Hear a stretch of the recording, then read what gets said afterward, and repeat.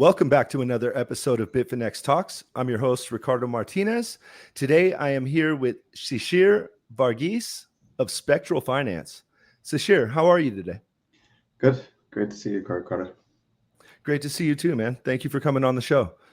My first question for today is, can you provide a brief overview of what Spectral Finance is and what problem you guys are trying to solve? Like, what's the core mission of the project? And specifically, how is Spectral managing like the intersection of machine learning, artificial intelligence, and blockchain?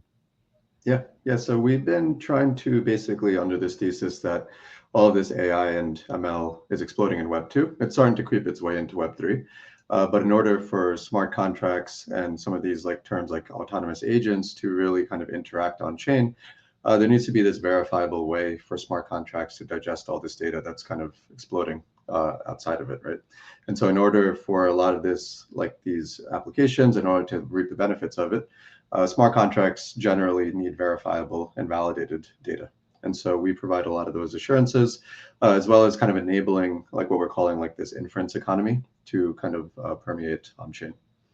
I know like the Oracle problem is famous in the blockchain world, how to reliably provide off-chain data to an on-chain smart contract. I know that there's several other projects that are trying to solve the Oracle problem. How does Spectral differentiate itself from other Oracle networks? Yeah, the way we look at kind of Oracle's like Oracle's taken kind of like raw data, like the price of Ethereum, I don't know, the weather, basketball game score, and you find consensus among those data providers, and then smart contracts could use it, and that kind of enables this new like information layer to be unlocked for dApps and on-chain applications to use it. If that data is coming from an AI or machine learning model, it's coming from a black box. And so there really isn't a way to like validate it, right? So there's a few like additional check marks that we have to kind of go through in order for smart contracts to actually consume these properly. And so the first being they need to be kind of like decentralized. If you trust like a single machine learning model, you are under kind of their purview of their black box and basically trusting a single source of truth. In addition, you also need to make sure that model is actually high quality and performance. It could be like a random guy with a random number generator or somebody typing behind a keyboard and feeding you this through some API feed, right? And so there's no way to actually qualify that it's actually high performing. And so we put every model through performance benchmarks. And then lastly, you need some sort of like proofing or validation system. And here we use like ZKML for all the models. And from there, you could actually make sure that the model that they said they're using is verified, is actually where the data is coming from. And so with all those things together, you kind of get the same kind of like integrity that you would need that a smart contract requires. One of the things we hear about with like AI right now is that the models have a tendency to hallucinate. How is Spectral like preventing that from polluting the data set? Yeah, so the hallucinations, again, it would probably come from like a single model, right? So in the example of like credit scoring, if you had one random model or a black box giving you this one score and it ends up hallucinating or it gives you wrong data, you need to actually have kind of checks and balances. And that's why you can't ever like rely on a single source of truth.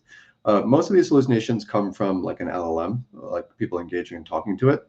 And so even in that context, we're right now building a Solidity code generator LLM. And so what that means is in natural language, you could actually talk to our model and say, code me an ERC20 with 100 million supply for meme coin ABC. It would actually generate all the code for you. And in the product that we're actually launching in a few weeks, the user will actually be able to compile, test for vulnerabilities, and actually deploy that directly on chain as well. So it makes it really easy for the user to actually post things on chain and actually build some really cool use cases. A few minutes ago, you just said a word, Inference Economy.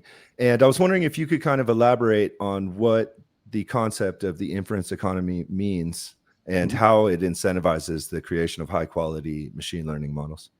Yeah, so an inference is basically just the output of a machine learning or AI model. In the context of LLMs, it's the tokens of the words, and anything that comes out of a machine learning model is an inference.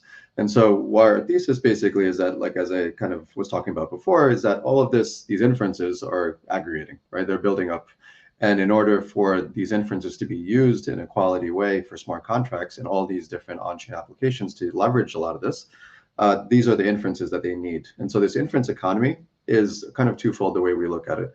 One is the pure like outputs of all these machine learning models, making sure those are good enough and high quality enough that smart contracts can use it to kind of elevate their quality, like enablement and different kind of applications that they could provide. And then secondly, we also want to kind of enable what we're calling also these like on-chain autonomous agents. And so the interesting thing here, and one of our theses I think a lot of people hold, is that probably in the near future, there probably will be more autonomous agents interacting on chain than humans. And so it can go from very simple like agents or bots for like dollar cost averaging. It could be very complex for like prediction markets. But the fact is that in order for all this to happen, we need the verifiable way to actually have these inferences be interacting on chain. And I think the most interesting part of all this is that this inference economy, let's say all these inferences are living on chain and these agents are interacting on chain. We need to think about a future where these agents are not just interacting with humans one-to-one, but they're actually talking to each other. And so from there, like an agent needs to actually securely interact or transact with another agent that is doing something else on chain. Let's say there's a DEX agent that is trading, an arbitrage bot that wants to provide liquidity or restake. They need to also make sure that that other agent that they're interacting with is actually validated and secure. And it's quite similar to like what humans do. Like when I go to like Uniswap or any other on-chain website, I double and triple check that I'm not on a phishing site. I'll check the URL. Everybody does this, but an agent to an agent interaction actually needs to do the same level of validation that a human does. In order for that to happen, that's why they need those ZK proofs. They need all this integrity layer and the provenance layer and things like that. Let's talk about the ZK proofs a little bit. How does the zero knowledge machine learning process work to verify the models and the integrity of the data? Yeah, so modelers who create these models upload a commitment file from their model through our SDK. And so we abstract away the kind of creation of the ZK proof for the user. The only thing they're doing is what they would traditionally do in terms of creating the model. And the SDK would take that model commitment and actually generate a proof with it. It's quite as simple as that. On the prover side, we work with a number of different partners like Ezekiel, Modulus. And the interesting thing here is that when those inferences come out and another smart contract or a dApp uses those, they have the assurance that it's coming from a high quality model from this decentralized network of machine learning models. Does Spectral envision providing these Oracle services for multiple chains, or are you guys just zeroing in on one ecosystem? What's the plan there? Yeah, so eventually it'll be cross-chain, right? So I think the interesting thing here is that like once that kind of integrity proof layer is there, it'll be kind of like a cross-messaging system, much like kind of other like cross-chain protocols work. And so the inferences themselves will have that validation on that inference layer, on that integrity layer, which means that other chains, other protocols will be able to use that quite trustlessly. Before the interview, I was looking at some of the information available about Spectral online. And one of the things that kind of stood out to me was this model to earn system. Can you kind of describe what it is and how it could benefit users? Yeah, so the model to earn system is basically incentivizing the machine learning and data science community to actually build like models for different use cases. And so if there was a creator of one of these challenges that needed, let's say, an NFT recommendation engine, which means that, you know, right now when you go to a marketplace, you don't actually get recommended anything that you're used to in Web2. You go to Amazon, Spotify, and you get like movies or like songs, right, that are recommended for you. This doesn't exist in Web3 yet.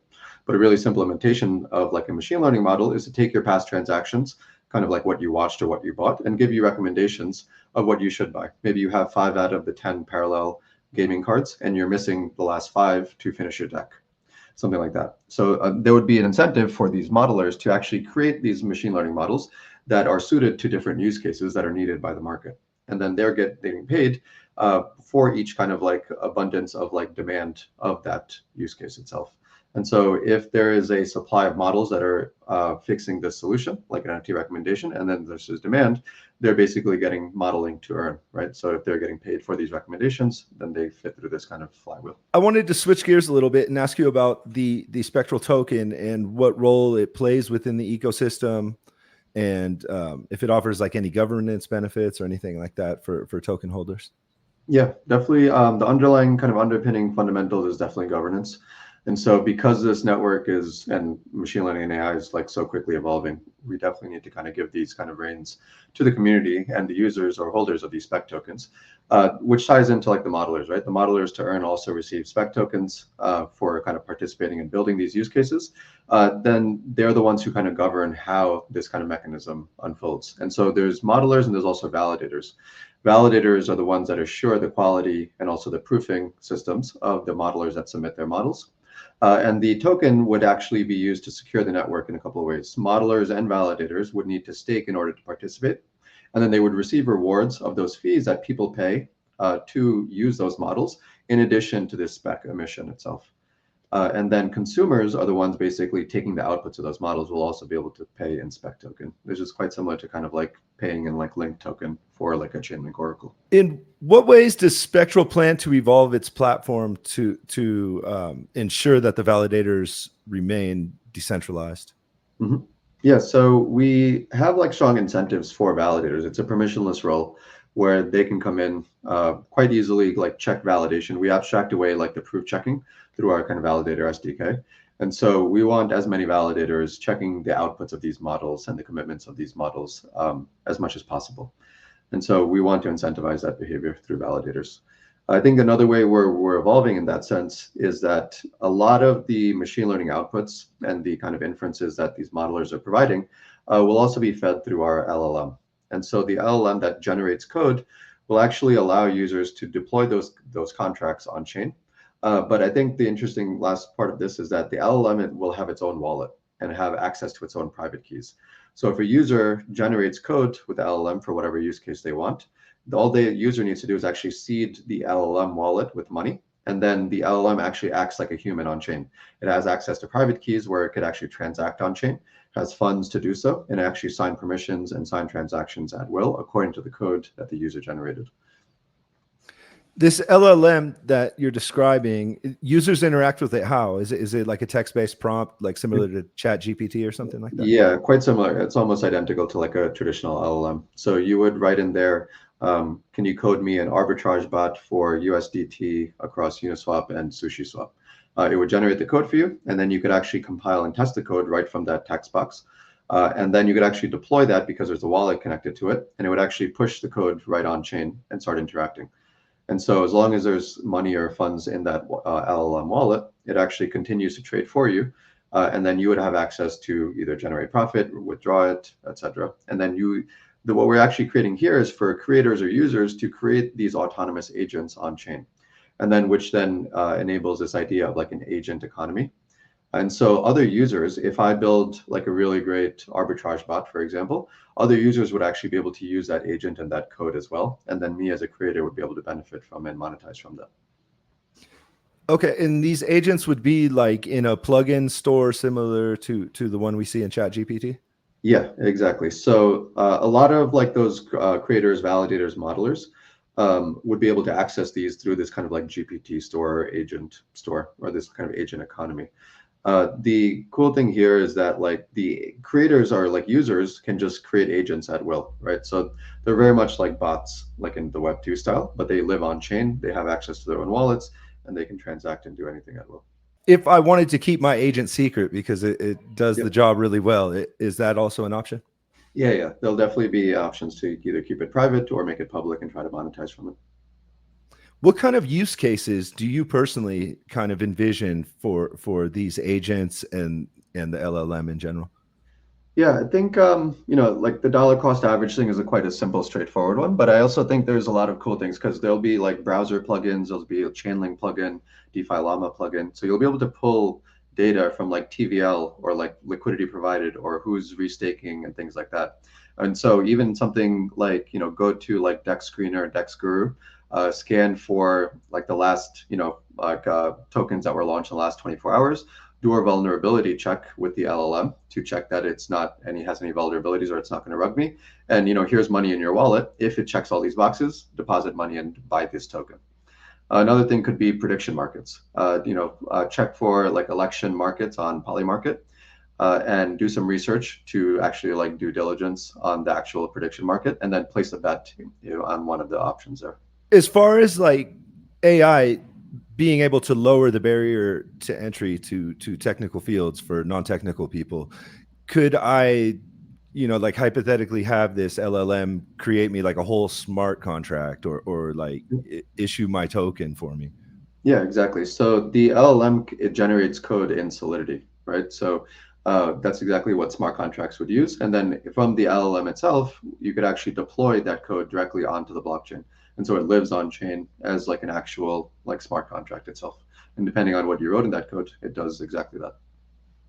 Do you see a future where these LLM based agents are creating like their own tokens and having their own like internal token economy? Yeah.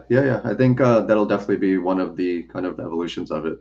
And, it's a little kind of like back and forth where this kind of makes it easy to create smart contracts and to create these meme coins, which are already abundant in the industry. But if it actually becomes really, really easy, then actually the whole meme coin kind of economy becomes extremely diluted and saturated, which then actually lessens the quality of these, right? So then we have to find other metrics to find quality, within that kind of meme coin industry. So if you could like spit out like 100 meme coins a day, like where's like the quality, it becomes different metrics and requirements you would be looking for. Do you predict any like new use cases for cryptocurrency itself, like tokens that these agents may be using between themselves, that maybe we haven't seen yet because AI hasn't properly been introduced into Web3 yet? Yeah, I think that agent to agent interaction will definitely kind of enable a lot of new things to happen on chain. I think like prediction markets will be a really interesting sector for agents to like transact on. I think like a chain of commands, like people using like laying chain across things, like when it delves into this off-chain world, like even in the DeepIn environment that we keep hearing about, there could be a lot of different things that agents could transact in the real world. And so you could scan for like Bitcoin miners and finding like better hashing algorithms, monitoring like your Helium Wi-Fi network. There could be a lot of automations that weren't currently possible before, and connecting this kind of on-chain and off-chain world. I think that could be like a new evolution that would happen from this. I know that like AI has been kind of a buzzword, and there are quite a few other blockchain projects that are trying to interact with AI in different ways. How does Spectral kind of compare to these other AI projects in the ecosystem? Yeah, I think the way we are thinking about like on-chain agents is like slightly different than a few of the projects that I've seen. I think most traditionally people are referring to like on-chain or autonomous agents as like off-chain machine learning models that just pull like on-chain data, or they use like the blockchain as like a reputation or identity layer. We are trying to actually build kind of in like a fully Web3 native way. And what that means is because we have like an LLM that generates smart contracts and Solidity code, and the LLM itself has its own wallet and access to private keys, it fully lives on chain autonomously with access to private keys. So it's almost like an actual human that has the same benefits and responsibilities and like possibilities to do the same things on chain without actually needing to pull any off chain models or having that kind of trust assumption there. And so we try to actually pull everything on chain in that fashion. I know like blockchains are notorious for not scaling well. Are there any trade-offs that Spectral had to make in order to have the agents on chain like this? Not necessarily any trade-offs there. I think because the code is actually like native to like Solidity, it actually just seamlessly fits into what developers and people are actually doing on chain already. So the blockchain kind of scalability part, maybe at some point when a lot of these agents are interacting with each other. But I think with the advent of like rollups, I think that problem scalability won't be an issue. Is there anything that I haven't asked you that is important for our audience to understand? I think the first thing we talked about, like the LLM, this enables like this agent economy to like kind of really kind of flourish. And so that's the first step of the phase of this kind of roadmap where we want to make it easy to generate Solidity code to launch these autonomous agents on chain, have them start interacting with each other. And then lastly, in order, once we kind of have this agent economy, we'll be launching what we're calling like the Infer chain, which is like a layer two purpose built for this agent economy. And so just like we talked about before, where agents need that validation and security to know that they're actually transacting and interacting securely with another agent, there needs to be this integrity layer or an integrity agent chain in order for them to do so securely. And so that's what we'll be launching after we launch this kind of agent economy. If a bad actor wanted to use Spectral and say program like some sort of malicious agent? Like, how are you guys either preventing that or counteracting that possibility? Yeah, I think that will, I mean, that will just eventually will happen in any permissionless environment. I think the Infer chain, which is like this integrity layer, will actually start to kind of filter things out. Maybe like at some high level, like the equivalent of like some blue check mark, right? So I think agents that talk to each other more regularly will be able to validate and verify that they are talking to the real contract or the real agent, and won't be kind of like, experimenting, talking to random contracts. And so that should help, at least in the short term. Okay. And then with these agents, if I created one, would I be earning spectral tokens like under the model to earn system?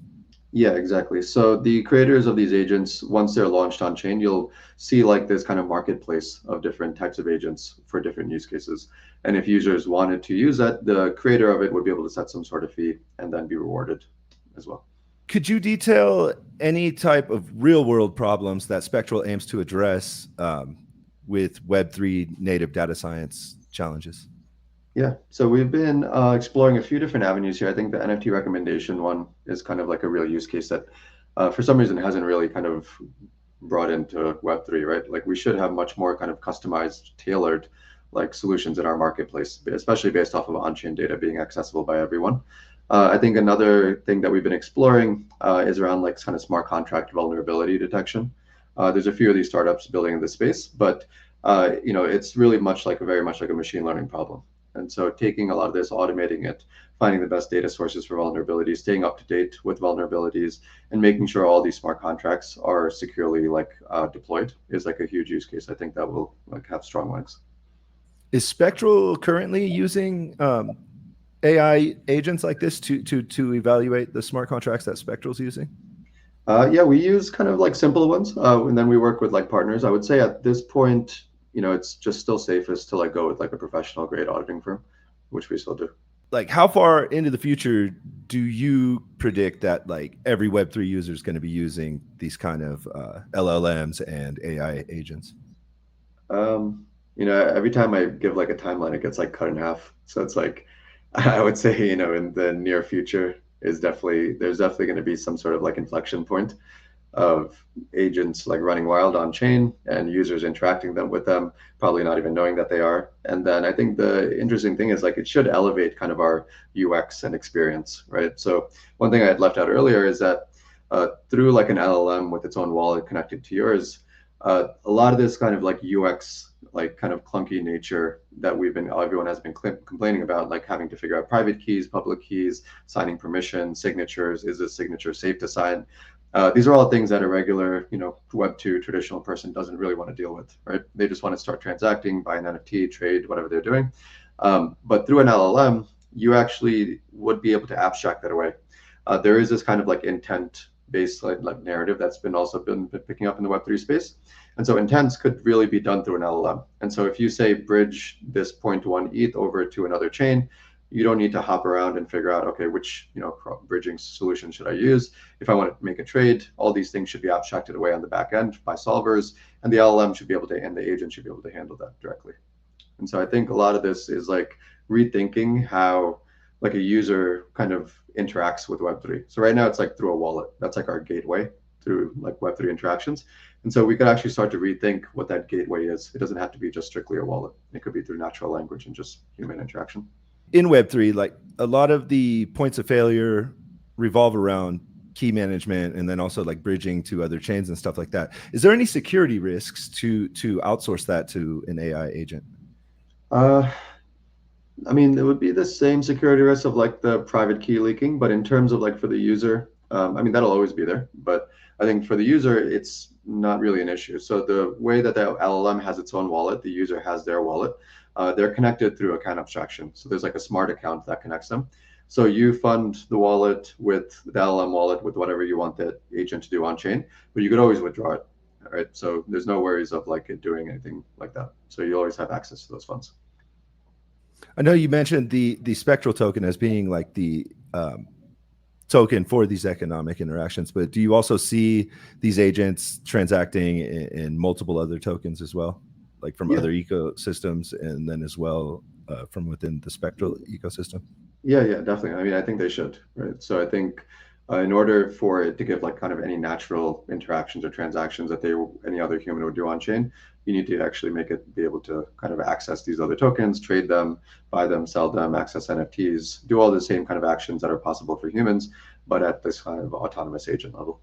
Web3 is super community based. How can people get involved with Spectral if they're interested in getting involved, either as like a developer or just as a token holder and user of the platform? Yeah, I think I mean, the greatest way is probably like interacting with the product. And so, like, users will be able to just in natural language talk to that LLM agent, play around with it, generate Solidity code, experiment and deploy these contracts on chain. I think that's an interesting thing a lot, especially for like the retail crowd who may not be developer friendly, right? A lot of people have never deployed a contract on chain, but through this LLM, you could actually say, generate a coin called ABC with 100 million supply and deploy this on chain. And it actually is as easy as that. And so I think that's actually a really great way for the community to get involved and also actually like have some interaction with the blockchain, deploy contracts, something they may not have done before. That's super cool. That's probably one of the most interesting things about the LLM is that it's going to open up the world of like Web3 to a whole bunch of people that were kind of outside that barrier to entry. Yeah, agreed. Yeah, I think flattening that like accessibility is really important, and so that should garner interest for them to start experimenting on chain, start deploying contracts, seeing what other possibilities there are when you start to layer different contracts on top of each other. It should get really interesting. With the trend in NFTs right now of digital art and collectibles, and then also AI creating generative content like Dali, for instance, or we just recently saw Sora. Um, do you see a future for like AI created NFTs, strictly created by these agents that you're describing? Yeah, yeah, I think like generative NFTs already have like a really good kind of fundamental basis, right? Like there's a lot of high quality ones, a lot of experimentation going on. Um, I think, similarly, when it becomes like easy to do so and create generative art and then post that as an NFT, it becomes like a higher bar that's required to actually make actually high quality ones. If everyone can do it, then you need to filter out like what is actually the good ones, which are low quality, high quality. But I think that's a good problem to have, actually. Would you like to give the social media links for Spectral Finance so our audience can either follow you on social media or hop Yeah. in the Discord or whatever? Yeah, we're on Twitter X at spectral_labs. And then our domain is just like spectral labs at XYZ. Cool. Well, Sashir, it was a pleasure talking to you about Spectral, and I'm super excited about this blend of artificial intelligence and blockchain that you guys are pursuing. Yeah, thank you for having me. It was a really good chat.